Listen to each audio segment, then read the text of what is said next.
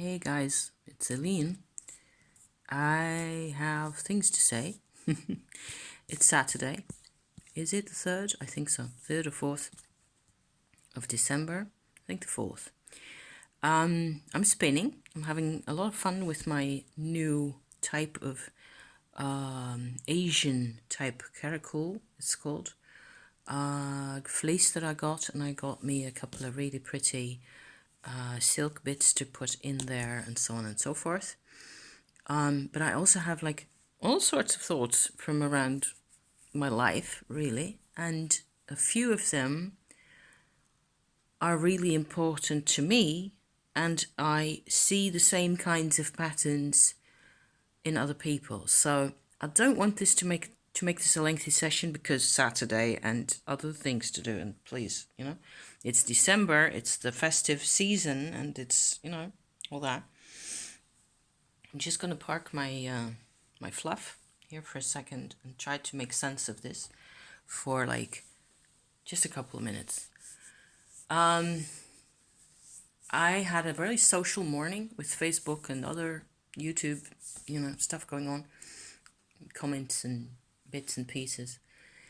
And I notice I am very much in a transition phase. I think that's basically what I'm supposed to be saying here, is that I am transitioning from what used to be, certainly from the outside, a completely closed person, a person with narcissistic traits, with a complete pretend, fake aura of self-sufficiency about them. I am by now the first one to see that this is one hell of a lie. I was never self-sufficient, not for half an hour. There's no self-sufficiency. I can do things, and I can contribute, and I can be a human if I want, But I'm noticing, so to make a honest type video, because I had a couple of false starts with this, and it's very easy to go into talky country without actually really making any sense. And I think it's too important to not really try to get at the truth here. So I'm in a transition phase from the person who I was, where I was like at 17.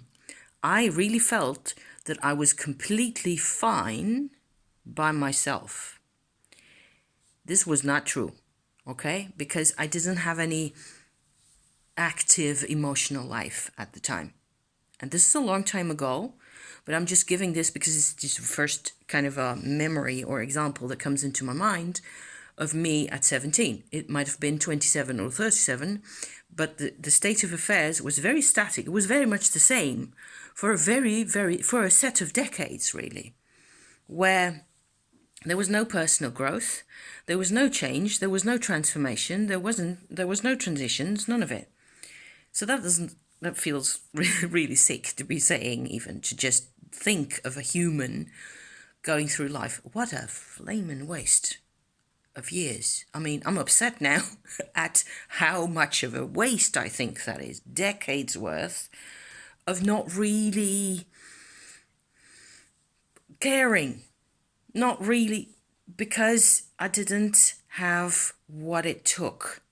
And if I look at it now from the perspectives that I've gathered and the experience that I've gathered over the past couple of years, especially with my energy work, light work, tumo and crystals and all the rest of it, what I get is that I get to be in a transition now at, 56, I think I am, I am in my 56th year, and I am changing into someone who's alive, someone who cares.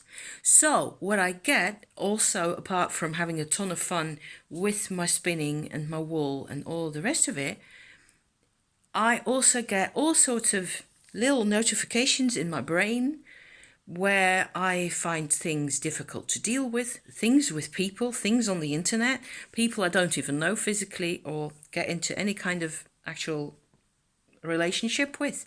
It's all sort of parasocial, if you like.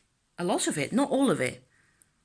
And the extent to which it is really social, or the extent to which it becomes at some time personal,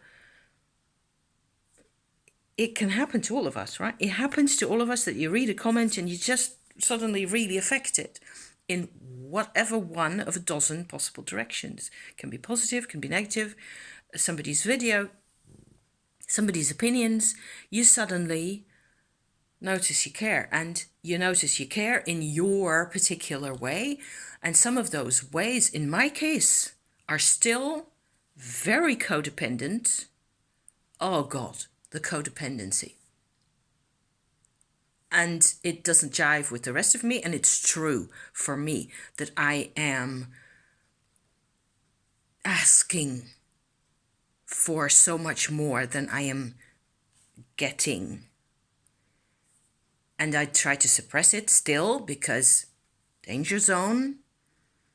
And I don't like it. I think it's a bad perspective to be having. So I judge my own codependency the whole time. Like, it's maybe like making this video is an attempt at not judging my own codependent patterns. If that makes any sense. You know? Because I inherited this stuff, just like other people in my ancestry inherited the same stuff, and we all try to deal, and it can get really, really ugly. And in my personal past, there's a couple of patterns that are really ugly that got perpetuated, okay? Like medieval castle dungeon style, perpetuated. You don't get out of that stuff really easily. And you certainly, in my case, I think it's only unfair to just say, oh, I'm out of there, I'm forgetting all of it, I'm not remembering any of the dungeons, and I'm not going back into any of it, and I will just pretend that never happened. I don't even like it, you know, I don't even. And I do have the strength now, but I am noticing more and more. That's, of course, one of my favorite little, soapbox bits there, that I, with my Tumo, my Kundalini yoga practice, I keep getting more and more energy, more actual personal power to put into these things, to face my own Nine of Swords. I had a really nice Nine of Swords card. The first time I actually get a nice, hallelujah, Nine of Swords card. And it's this one, because I can just grab it. It is from the, it won't focus, it will never focus.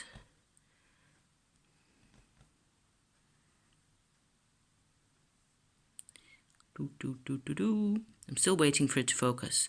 Well, it has a pomegranate, as you can tell. This is from the Herb Crafter's Tarot, which I got given by my husband. And this is the book that comes with it. And it's a real find. It really is just such a find. This is the box.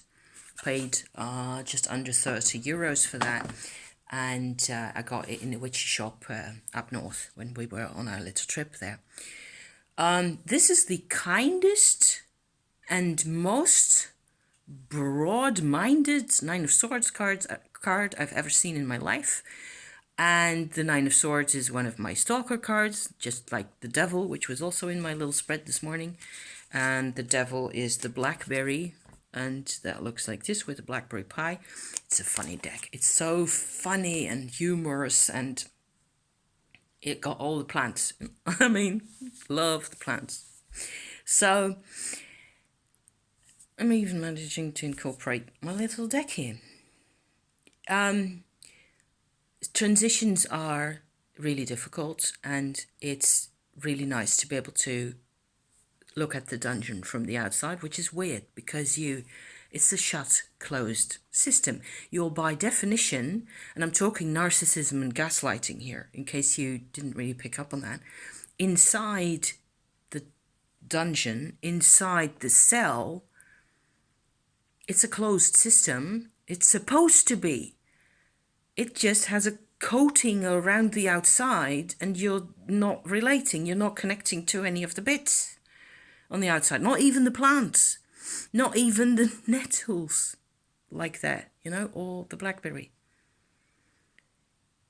And I'm coming out of it, coming out of the cell, and I'm sort of having moments all the time where I can see myself. I'm sitting on the threshold, just like Bilbo Baggins, you know, inside, outside, and comparing what it feels like and the options I have for communicating with people and for being this broader version of myself who's aware of the dungeon and aware, if possible, at all times, but it's probably a dream or a fairy tale, you know. I'm trying to be more and more aware, and it means being aware of a whole lot of sensitivity. I'm just all here. I'm all here. It's okay. And I've got what it takes. As long as you're inside the closed system, a lot of it is about